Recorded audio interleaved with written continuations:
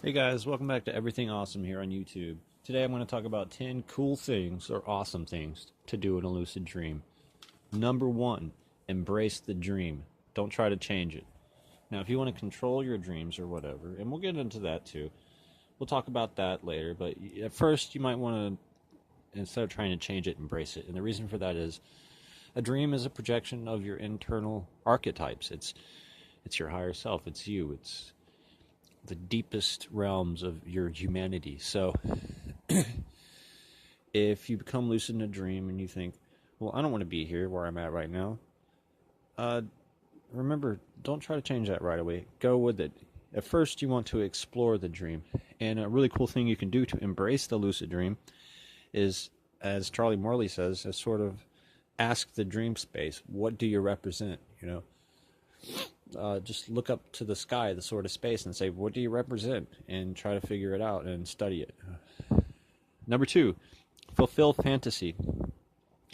And this has to do with the law of attraction. And one thing I've noticed in lucid dreams is if you think of something, I want this, or I want to do this, it will appear, it will manifest itself shortly after. And it's like your mind takes just enough time that it needs to create that, and then it'll appear. And an example of that, one time I became lucid and I was outside my front yard at night, and I thought, I want to hang out with two insanely beautiful women that are exactly everything that I love in a girl. And then no more than 60 seconds later, here comes two girls running around the corner up towards me giggling. And it was kind of weird because they had on these outfits that were like, one of them was a club of hearts and the other was a queen of hearts and the other was a queen of spades. And I never really thought that, but I'm like, yeah, I like this. This is perfect. And we hung out. We had a great time. They laughed at all my jokes. It was like one of the best times I've ever had hanging out with any females. It was just absolutely incredible. So, you know, um, live a dream. Like anything you've always wanted to do, you can do it. So three,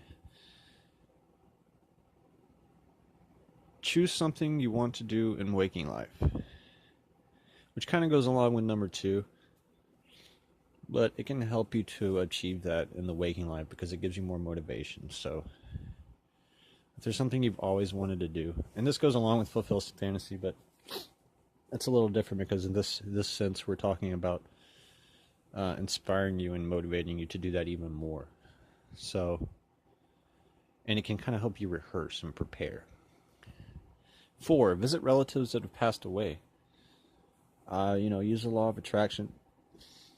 It can be therapeutic to visit your old grandma. And I'm not going to debate whether or not this is some astral thing or just a figment of your own imagination, but nonetheless, it's therapeutic and it can really help comfort you. And maybe you can say things that you never got to say and give them a hug, and it's going to feel just as real as being awake. Number five, practice something you want to get good at in the waking life. If you're a mathematician, you can practice math because the neural pathways that are engaged in the dream state are no different than in the waking state. So in other words, if you practice learning to play the piano in a lucid dream, you will get better at it.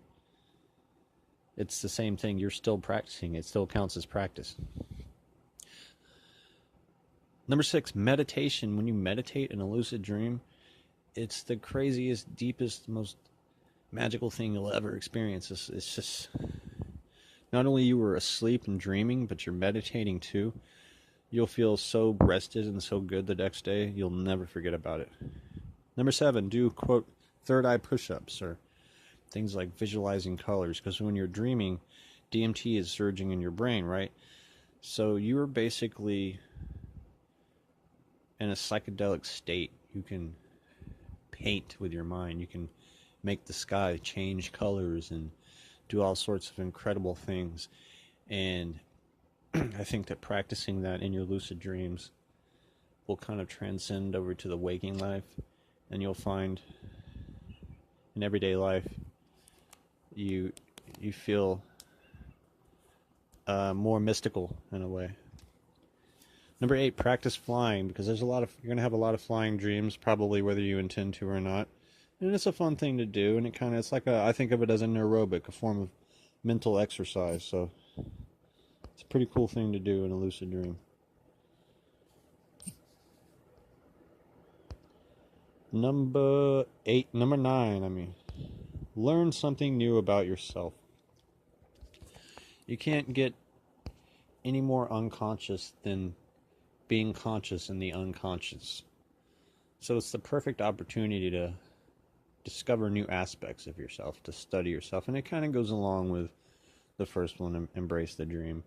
So embrace the sort of dream state. But, it's the perfect time to learn about yourself.